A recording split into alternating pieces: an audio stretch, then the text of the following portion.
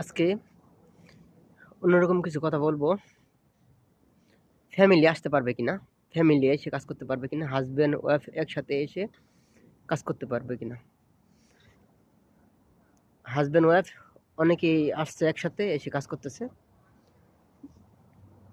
Husband করে এক জায়গায়, ওয়াইফ করে এক জায়গায়। অনেকে আবার আছে দুজনে একসাথে কাজ করে। স্বামী স্ত্রী দুজনে কাজ করলে বাংলা টাকা মাসে মিনিমাম কমপক্ষে 1,20,000 থেকে 1.5 লক্ষ টাকা পায়, ইনকাম করতে পারে। ভালো কাজ, আরও বেতনের বেশি বেতনের কাজ করলে আরও বেশি টাকা পাবে। পরিবার এসে কাজ করতে পারবে, মানে হাজব্যান্ড ওয়াইফ একসাথে বাংলাদেশ থেকে আসতে পারবে এবং আসার পরে দুজনেই কাজ করতে পারবে এখানে। এটা একটা সহজ ব্যাপার, ভালো ব্যাপার। অন্যান্য দেশে তো যাওয়া যায় না, এদেশে এই সিস্টেমটা আছে। তো যে সমস্ত ভাইরা ওয়াইফ নিয়ে এসে এখানে কাজ করতে চান আসতে পারবেন।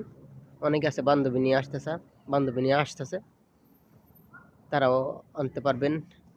ওয়াইফকে, নিজের ওয়াইফকে আনতে পারবেন, বান্ধবীকে এনে এখানে কাজ করতে পারবেন। কাজে ভালো টাকা ইনকাম হয়।